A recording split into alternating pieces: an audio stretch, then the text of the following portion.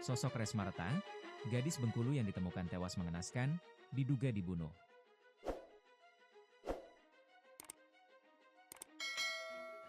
Sosok Resmarta, 23, atau Reta, gadis Bengkulu yang ditemukan tewas mengenaskan diduga merupakan korban pembunuhan. Warga RT 2 RW 1 Kelurahan Dwi Tunggal itu ditemukan tewas pada Selasa, 10 Juni 2025, siang. Dugaan pembunuhan terhadap Resma muncul setelah jasadnya ditemukan penuh luka.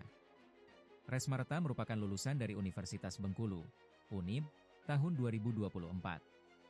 Resma diketahui saat ini tengah mengikuti seleksi penerimaan kerja di satu BUMN. Bahkan, dari informasi temannya sudah memasuki seleksi tahap akhir. Dikenal sebagai sosok yang ceria dan baik, Resma bahkan diketahui tidak pernah terlibat suatu masalah.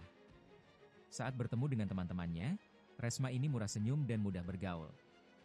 Baik dia orangnya, teman dari SMA, kalau ketemu, dia selalu yang negur duluan, ungkap Viali, salah satu teman korban.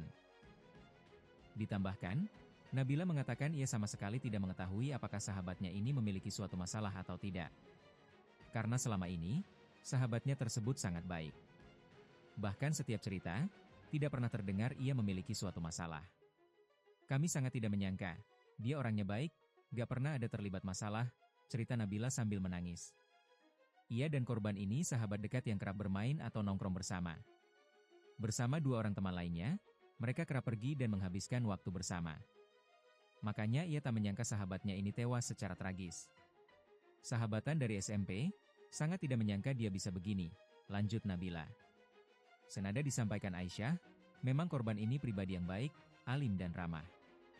Sehingga menurutnya, tak mungkin korban ini memiliki suatu masalah.